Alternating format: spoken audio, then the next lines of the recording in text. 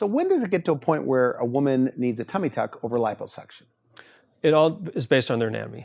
And so it's on their skin quality. And that's one of the things they have to come in, I have to examine them.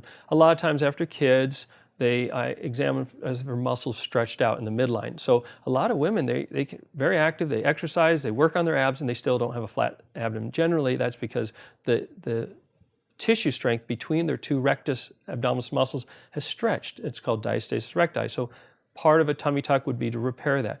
So by the way, so I understand this correctly, so the abdomen muscles stretched. Yes. And so even if they're lean, they may have a little push. A pooch, yeah. And you are doing what? I'm actually suturing those muscles together, kind of like an internal corset, and that flattens their abdomen. So I look at that, I look at their skin quality. If they don't have a separation of their muscle and their skin quality is good, they can have liposuction. And so I always will lean towards liposuction if they're going to get good result. And there are people who are clearly liposuction people, and there's clearly those people who are tummy tuck people. And then I don't know if you remember those Venn diagrams we used to do in second grade, where the two circles intersect. Yes. There's that group in between where you could do, and I have to talk to them and see how much surgery they want. And it's a communication, it's a process. And if I can talk to them and understand what they want for their abdomen, how much surgery they want, sometimes a tummy tuck is a better option, sometimes liposuction is a better option. You are known for low incisions on tummy tuck. Part of that. And smaller incisions. Again, or scarring, I should say. Again, Tell me why. Going back to that philosophy of taking tension off the incision. Take tension. If you're delicate when you cut the skin and you don't use any extra cautery on the skin, when you close, I use a technique called progressive tension suturing. And actually, once you elevate the abdominal flap, what we used to do is just flex the bed and close it. That puts all the tension on the skin. But now what I do is I suture underneath that flap, progressively suturing down that flap. And what that does is it does actually does three things. It allows me to get a scar that's lower. That's very important. It allows me to take tension off that incision so I have a better scar.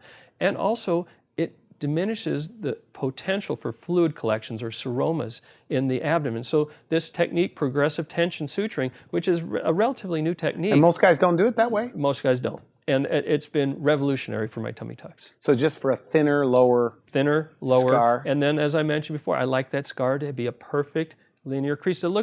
I want that scar to look like an underwear crease line. That's what I want it to look like. So it's really almost undetectable. Yes. And do you see, as a surgeon, I know you want to be positive here, but you see tummy tuck incisions. Yes. Sometimes from other doctors, and you shake your head?